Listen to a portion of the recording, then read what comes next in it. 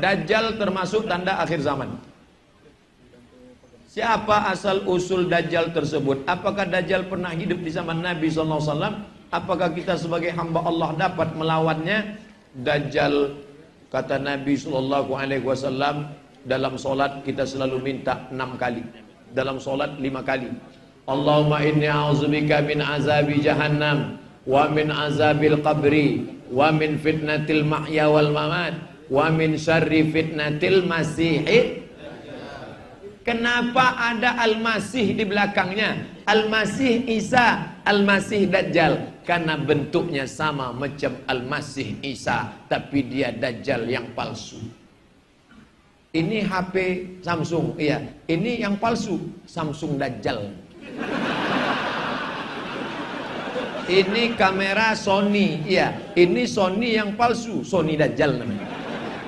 Jadi Dajjal itu artinya palsu.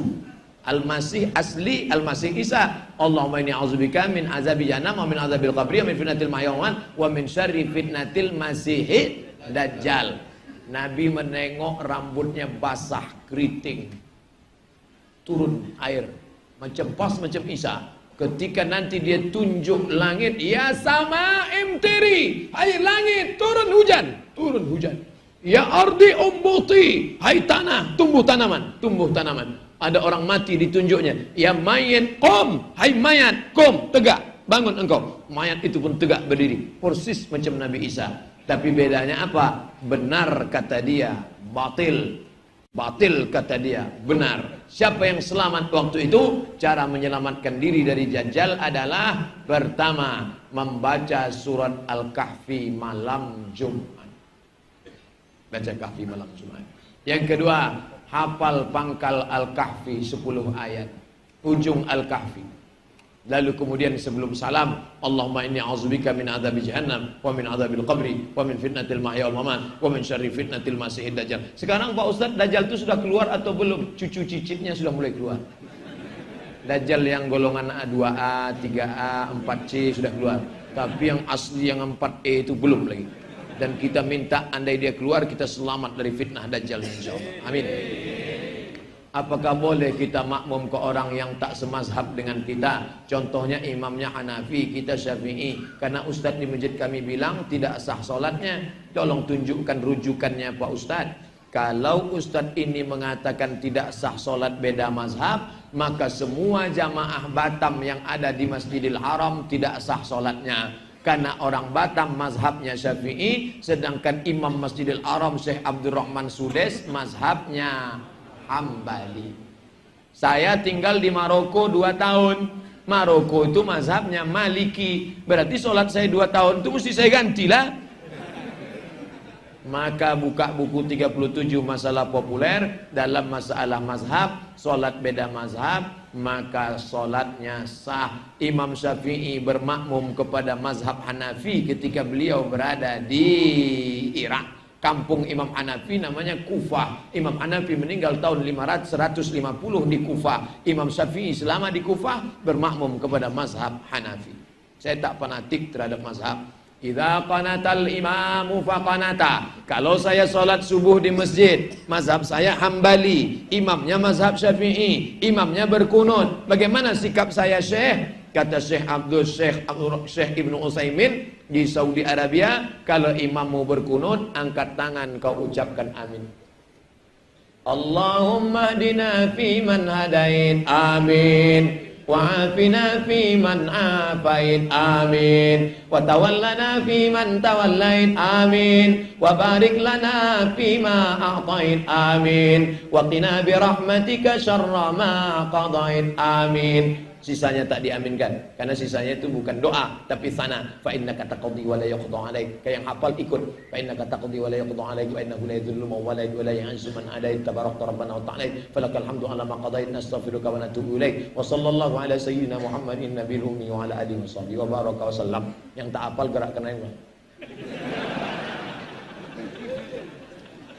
Idza qanatal imamu faqanata wa illa fala. Kalau imammu berkunut maka kau ikut berkunut. Kalau imammu tak berkunut jangan kau buat kunut sendirian di belakang.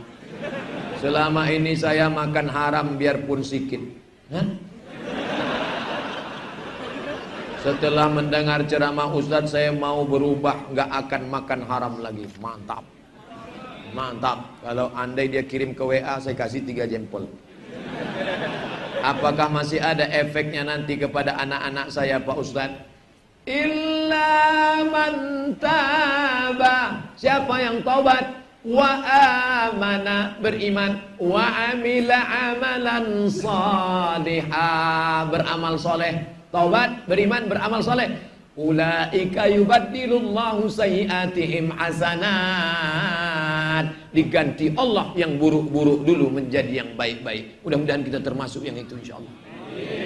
Saudaraku, yang kau sudah azam taubat, diganti Allah yang buruk-buruk dulu menjadi yang baik. Malam ini kau ambil wudu, kau sholat tahajud, kau menangis bersimpuh bertasbih. Astagfirullahaladzim, astagfirullah, astagfirullahaladzim.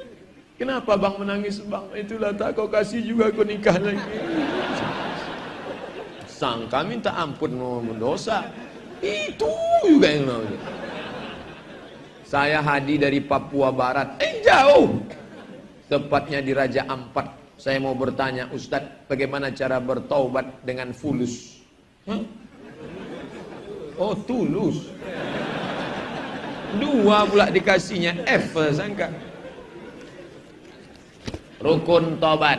Pertama, an-nadamu fil qalbi, menyesal dalam hati. Menyesal, menyesal, menyesal. Yang kedua, al-iqraru bil lisani, dengan lidah. Astaghfirullahalazim. Agak panjang. Astaghfirullahalazim alladzi la ilaha illa huwal hayyul qayyum wa atubu ilaih. Yang lebih panjang, Allahumma anta rabbi la ilaha illa anta khalaqtani wa ana 'abduka wa ana 'ala 'ahdika wa 'adika mastata'tu. A'udzubika min syarri ma sana'tu wa abu laka bi ni'matika 'alayya wa abu dzambi. Faghfir li fa innahu la yaghfiru dzunuba illa anta. Tak hafal saya Pak Ustaz, cari di Google. Sayyidul Istighfar, enter, print, cetak, tempel. Di mana sering ditengok-tengok. Kebetulan di kantor, tempel kantor. Allahumma anta rabbi lana. Ibu-ibu yang masak tempel dekat kuali.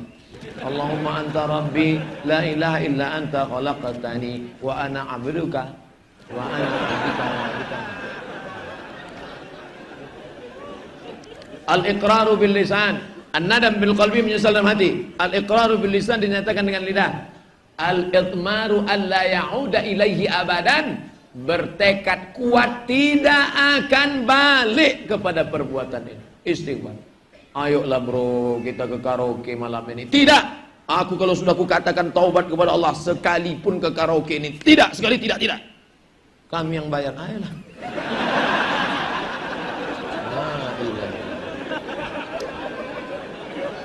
Ketika sudah taubat, banyak sekali godaannya Pak Ustadz. Semua orang mengaji. Tengoklah artis-artis. Ketika dulu dia masih begitu begini begono, santai hidupnya. Begitu dia taubat, matilah suaminya, tertangkaplah, di penjara. Itu ujian. Innallaha idza ahabba qauman ibtalahum. Kalau Allah cinta kepada seseorang, maka diujinya iman itu.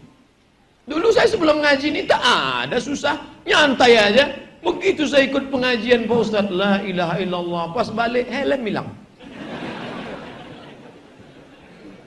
Sabar saudaraku, karena ujian itu hanya akan menghapuskan dosa-dosamu di masa yang lalu. La yusibul mu'min min nasabin wala wasabin wala saqamin wala syaukin yastakuha. Sakit, gundah gulana, kehilangan, sampai duri yang menusuk tapak kakimu. Allah menghapuskan segala dosa-dosamu di masa yang lalu. Mana ada dosa saya?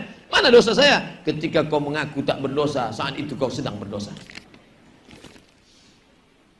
Bagaimana cara kami yang muda untuk saling mengingatkan untuk taubat dengan tantangan zaman masa kini? Antum tak perlu ceramahi saudara antum. Antum cukup ajak dia pengajian. Dia tak mau diajak pengajian Pak Ustaz. Dulu ngaji mesti di masjid. Sekarang kata Kunto Wijoyo, santri tanpa pesantren. Kok bisa? Di kamar, berapa banyak jamaah yang saya jumpa di tepi jalan. Saya nongkrong di tepi jalan. Saya kalau nongkrong di tepi jalan, saya tak begini, peci saya buka, pakai baju kemeja, tangan saya gulung. Banyak orang sangka ini macam mirip Ustaz Somad. Kita sedang makan, tiba-tiba datang anak muda, pakai celananya cuma sampai lutut. Ini hilang, tak kemana hilangnya. Hilang. Yang atas ini panjang, ikatnya sampai sini. Pakai anting. Pas saya sedang makan, ditengoknya saya lama. Saya udah curiga ini intel nampaknya. Ditengoknya lama. Lama-lama mendekat dia disalaminya saya. Ustaz, saya sering nengok video Ustaz. Ternyata mereka tak ke masjid, tapi mulai mendengar. Saya yakin mereka akan merubah. Kirimkan. Aku tak suka lah ceramah Ustaz Somad itu. Aku lebih suka ceramah Buya Yahya. Dia pakai sorban, pakai jubah 2 lapis. Itu style, dia suka dia. Jangan paksakan mesti ikut Ustaz kita. Aku sukanya Ustaz yang janggut panjang-panjang lah, kata dia. Dia serah, itu pintunya saja. Yang penting dia menuju kebaikan jalan Allah Subhanahu wa taala. Jadi jangan balik dari sini kalian kumpulkan kawan-kawan, sini kawan-kawan. Assalamualaikum warahmatullahi wabarakatuh. Tak bisa gitu. Kawan-kawan itu bukan dia respect, malah lucu ente gitu.